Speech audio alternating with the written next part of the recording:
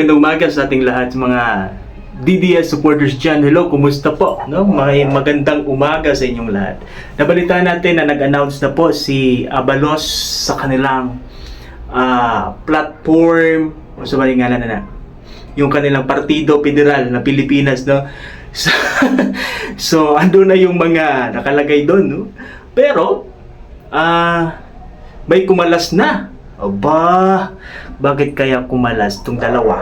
No? May dalawa ng kumalas. Unang-una si Ping Lacson at ngayon si Amy Marcos. So Amy Marcos daw ay manindigan mag-isa.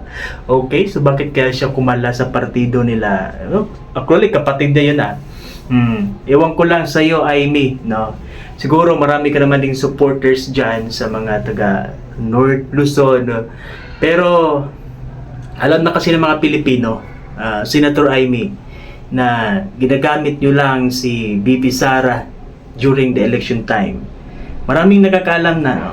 So, sana, kung naging maayos lang kayo, at ginawa nyo talagang unit team na maganda, at walang siraan, wala sanang ganitong pangyayari. No? Napakaganda sana ng team ninyo, no?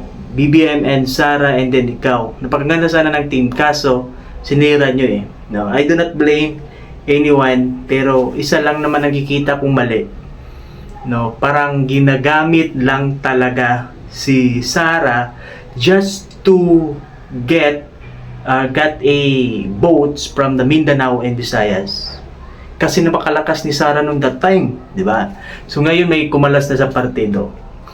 Hoping, no, sila ngayon sa partido nila former President Duterte, hopefully nga murag sa survey murag nangunag kay sila, no, dire karon sa kuan nga Team Duterte gyud ilahang kay nabudol na sila sa kay Marcos. Hello, patay tani, no? So hello mga ka-DDS dyan.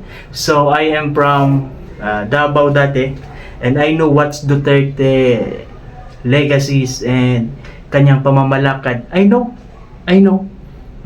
Alam ko. Kasi nakikita ko kung gaano kaganda pinalakad ang Davao dati. We're so very safe until now. No? Ang Manila ngayon, di ko alam ano nang nangyari. And other part of Luzon, daming krimen.